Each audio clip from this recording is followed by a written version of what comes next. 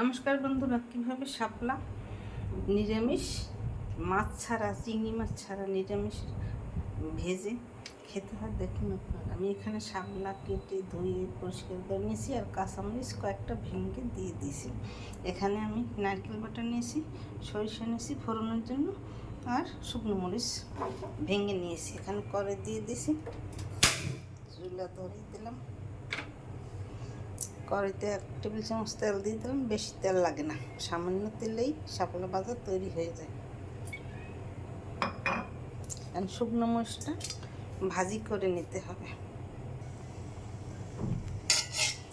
মরিচ ভাজা লাল আকার হয়ে গেছে, কালো আকার।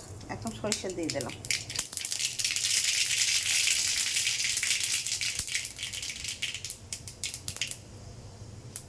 সামান্য একটু নারকেল দিয়ে দিলাম,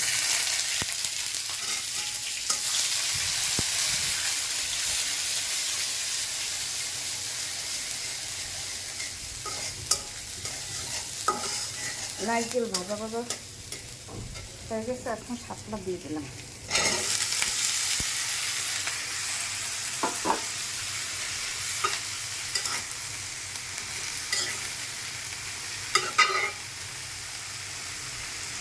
একটু সময় ঢাকনা দিয়ে ঢেকে দিলে জল বেরিয়ে দেবে। তারপর লবণ আর হলুদ দিয়ে দেবো।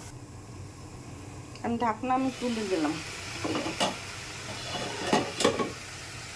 এই দেখুন অনেক জল বেরিয়েছে, আমি কিন্তু জল একটুকু দেই না। এই সামান্য আদা চামচ হলুদ দিয়ে দিবি, আদা চামচ লবণ দিলেই তৈরি হয়ে যায় শাপলা রান্না। বেশি কিছু উপকরণ লাগে না শাপলা ভাজতে।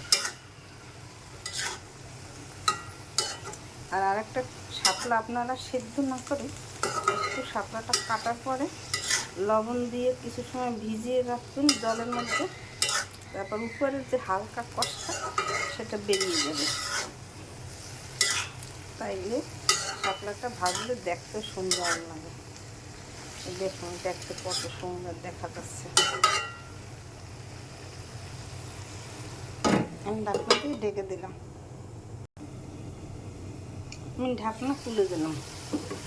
আমার শাপলা প্রায় ভাজা ভাজা হয়ে গেছে। আর একটু জল টানলেই হয়ে যায়। এখন স্বাদের জন্য, নিরামিষ তরকারি বলে কথা, তাই একটু স্বাদ বানাতে হবে। তার জন্য সামান্য একটু চিনি দিতে হবে। আপনারা এইরকম শাপলা ভেজে খেয়ে দেখবেন, একটা দারুণ টেস্ট। এরা অনেকেই চিনি না শাপলা কারিটা, দেখেও না কোনোদিন।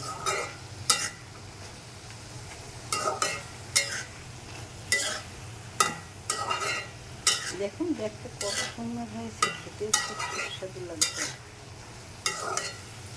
শাপলা ভাজা তৈরি হয়ে গেছে। এইভাবে আপনারা ঘরে তৈরি করে বানিয়ে খেয়ে দেখবেন। খেয়ে আমাকে কমেন্ট করে জানাবেন কেমন স্বাদ হয়েছে।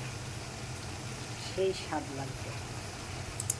আমার ভিডিও যদি আপনাদের ভালো লেগে থাকে তাহলে লাইক করে শেয়ার করে পাশে থাকবে। আমার চ্যানেলটিকে শেয়ার করে পাশে থাকবেন। ধন্যবাদ, থ্যাংক ইউ।